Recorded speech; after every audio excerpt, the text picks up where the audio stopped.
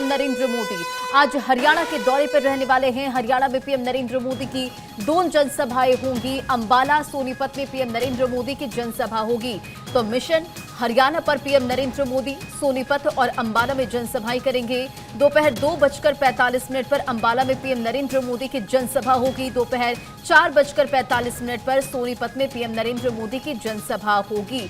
तो पीएम नरेंद्र मोदी आज हरियाणा में चुनावी सभा करते हुए नजर आएंगे। दोपहर में अंबाला और शाम में सोनीपत में रहेंगे और इसके बाद दिल्ली में भी जनसभा करते हुए नजर आएंगे। तो पीएम नरेंद्र मोदी का मेगा प्रचार अंबाला हरियाणा में दोपहर 2:45 पर मौजूद रहेंगे, प्रचार प्रसार करेंगे। तो सोनीपत में शाम 4:45 पर प्रचार प्रसार करेंगे और करतार नगर यानी कि दिल्ली में शाम 6:30 बजे प्रचार प्रसार करते हुए नजर आएंगे पीएम नरेंद्र मोदी। तो देखिए, प्रधानमंत्री नरेंद्र मोदी शनिवार को हरियाणा और दिल्ली में चुनावी सभाएं करते हुए नजर आएंगे।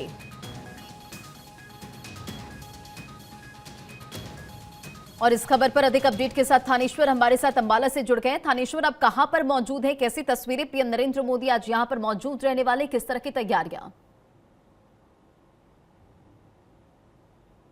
हरियाणा के अंबाला लोकसभा क्षेत्र में आज कुछ देर में प्रधानमंत्री नरेंद्र मोदी यहाँ आने वाले हैं। मैं आपको दिखाना चाहूंगा, ये रैली स्थल है। आप देख सकते हैं तीनों तरफ रैली स्थल जो बनाया गया है, क्योंकि यहाँ से जो पूर्व सांसद थे रतनलाल कटारिया, उनकी पत्नी बंतो कटारिया चुनाव लड़ रही है। पिछले साल आज ही के दिन रतनलाल कटारिया जी का स्वर्गवास हो गया था, इसलिए आज उन्हें श्रद्धांजलि देने के लिए प्रधानमंत्री नरेंद्र मोदी ने यह रैली रखी है। सबसे बड़ी बात यह है कि प्रधानमंत्री नरेंद्र मोदी जिस समय हरियाणा में प्रवास करते थे, साथ मनोहर लाल, पूर्व मुख्यमंत्री मनोहर लाल और प्रधानमंत्री नरेंद्र मोदी और जो पूर्व सांसद थे रतनलाल कटारिया, वो भी यहाँ पर इनके साथ ही काम करते थे। इसलिए नरेंद्र मोदी रतनलाल कटारिया को अपना परम मित्र मानते हैं। आज उनकी श्रद्धांजलि सभा को उनको श्रद्धांजलि देने के लिए यहाँ आ रहे हैं। प्रधानमंत्री का कहना है कि चूंकि बंतो कटारिया मेरी भाभी हैं, उनका मैंने हाथों का खाना बहुत खाया, आज श्रद्धांजलि देने के लिए और उनके वोटों की अपील करने के लिए वो आज यहाँ आ रहे हैं। आपको दिखाना चाहूंगा कि आप जिस तरफ भी देखेंगे सुरक्षा के बहुत पुख्ता प्रबंध किए गए हैं। आप देख सकते हैं कि पुलिस की वर्दी में भी है, सादी वर्दी में भी काफी जवान तैनात किए गए। किसी भी तरह की कोई चूक यहाँ से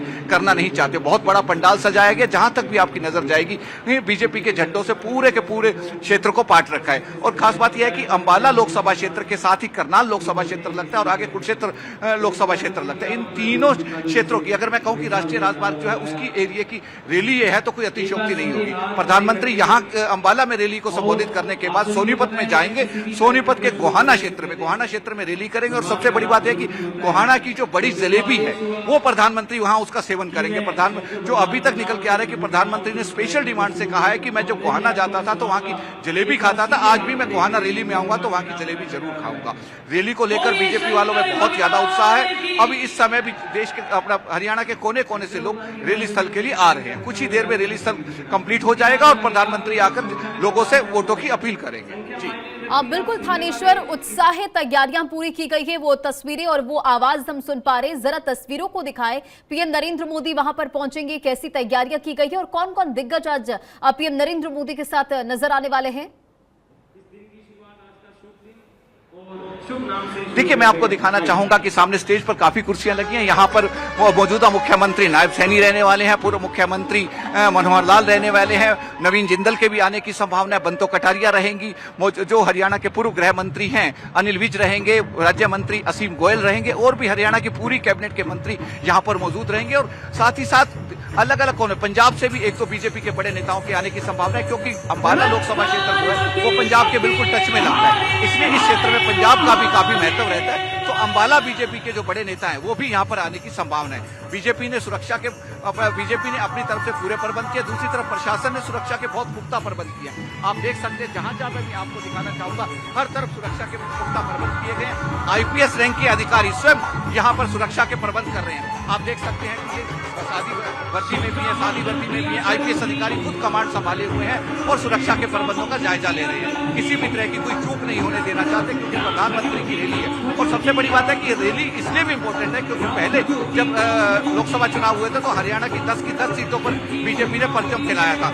इस बार भी बीजेपी 10 की 10 सीटों पर कब्जा करना चाहती है, इसलिए प्रधानमंत्री की एक ही दिन में 2 रैलियां रखी गई है। जी बिल्कुल थानेश्वर, और इन लोकसभा सीटों पर बीजेपी का दबदबा है और जाहिर तौर पर इस जिससे इस मजबूती को बरकरार रखने के लिए पीएम नरेंद्र मोदी आज चुनावी सभा संबोधित करते हुए नजर आएंगे। और थानेश्वर, हमने देखा है पीएम नरेंद्र मोदी जब भी जनसभा को संबोधित करते हैं तो कुछ ना कुछ ऐसे मुद्दे जरूर रखते हैं और इन मुद्दों को लेकर बीजेपी आगे बढ़ती है। आज जब यहां चुनावी सभा होगी तो हरियाणा पर कहां पर पीएम नरेंद्र मोदी का फोकस रहने वाला है?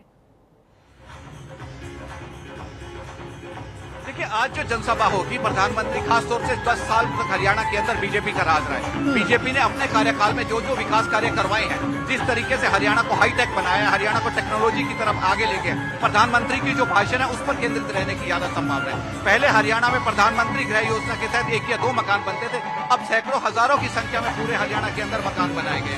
इसके साथ साथ और भी हरियाणा सरकार ने जो अलग परिवार पहचान पत्र, जो हरियाणा सरकार का एक अलग तरह का कंसेप्ट है, जिसके तहत वो पूरे देश के अंदर अपनी अलग पहचान रखते हैं, उन सब बातों का प्रधानमंत्री यहाँ जिक्र करने वाले। मैं आपको दिखाना चाहूंगा कि जिस तरीके से यहाँ पर लोगों में उत्साह देखने को मिल रहा है, उससे साफ जाहिर होता है कि प्रधानमंत्री आज जब रैली के लिए आएंगे तो लोगों की उत्साह देखते ही बनता है, क्योंकि हरियाणा की 10 की 10 सीटों पर बीजेपी कब्जा करना चाहती है और उस कब्जे को लेकर ही बीजेपी ने जितने भी आज तक विस्तार कार्य करवाए हैं, जितने भी आज तक के कार्य करवाए हैं, उन सबके बारे में आज यहाँ पर प्रधानमंत्री विस्तार से चर्चा करेंगे और लोगों को बताएंगे कि बीजेपी दोबारा अगर सत्ता में आती है तो क्या क्या काम यहाँ पर दोबारा किए जाएंगे और क्या क्या आगे करने की संभावना है। क्योंकि 10 साल तक बीजेपी ने हरियाणा में राज किया है और आगे विधानसभा चुनाव भी हरियाणा में हुए। लोकसभा की जो रैली है, सीधा सीधा लोकसभा को हरियाणा का सेमीफाइनल कहा जा रहा है, क्योंकि लोकसभा चुनाव के तुरंत बाद हरियाणा विधानसभा आ जाएगा।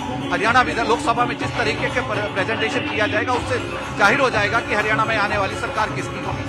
इसीलिए प्रधानमंत्री या बीजेपी कोई भी हरियाणा में किसी तरह का भी रिस्क नहीं लेना चाहती। जी बिल्कुल थानेश्वर, देखिए पीएम नरेंद्र मोदी आज चुनावी हुंकार भरते हुए नजर आने वाले हैं और जाहिर तौर पर लोकसभा चुनाव के मद्देनजर बीजेपी के जो तमाम दिग्गज है वो अलग अलग जगहों पर पहुंच रहे हैं और चुनावी प्रचार प्रसार करते हुए नजर आ रहे हैं। जमीनी मुद्दे क्या है और पीएम नरेंद्र मोदी के आज यहां पर जो जनसभाएं होने वाली है, हरियाणा के 3 जगहों पर जनसभा करते हुए नजर आ रहे हैं, तो बीजेपी के पक्ष में कितना माहौल बनता हुआ नजर आएगा?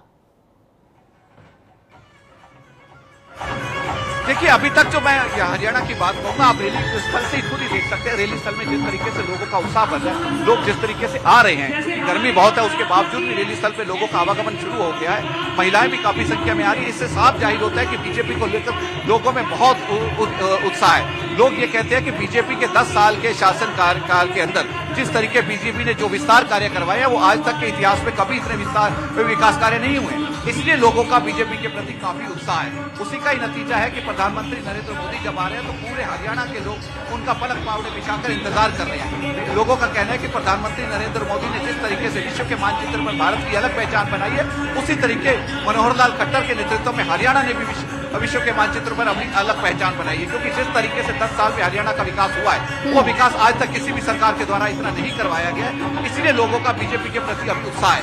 लेकिन हकीकत क्या है? बिल्कुल पूरी तैयारियां, वो उत्साह है और ये तैयारियां हम आपके कैमरे के जरिए भी दर्शकों को दिखा पा रहे। तमाम जानकारियों के लिए थानेश्वर बहुत बहुत शुक्रिया, नजर बनाए रखे।